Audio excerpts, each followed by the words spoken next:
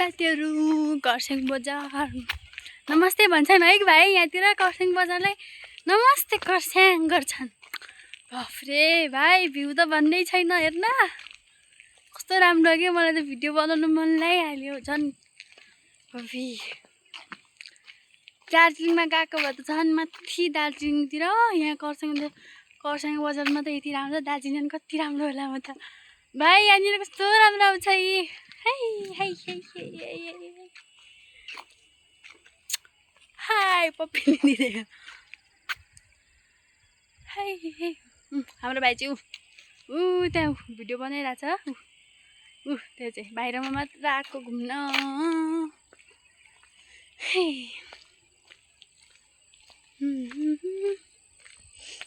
मलाई भ्यू देख्दा यत्तिकै नाच्न मन लागिरहेछ के यस्तो हुस्सो चलेको छ होइन तर पनि कस्तो राम्रो देखेछ क्या यहाँ त बाफ्रे कस्तो राम्रो देखेछ हुस्सो चलेर पनि। अहिले त गयो अघि त हामी आउँदा आउँदा त उता पानी पर्दै थियो यहाँ त प्राय यहाँतिर धेरै जस्तो पानी नै पर्ने रहेछ क्या यहाँ त।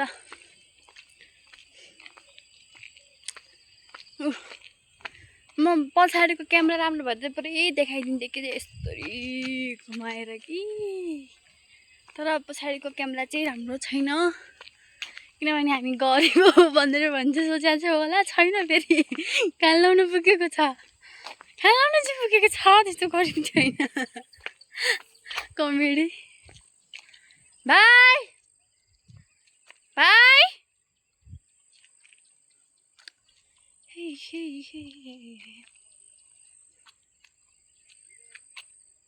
भाइ यहाँ छु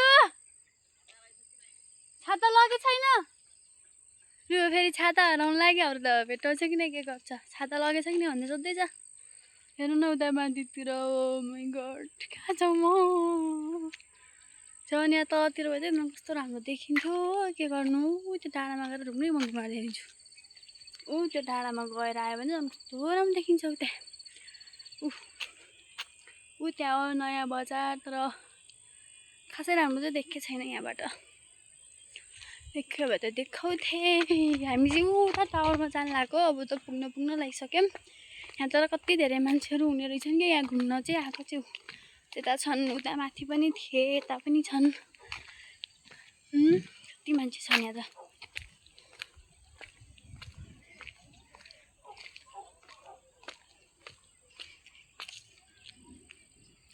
उता हेर्नु माथि गाउँहरू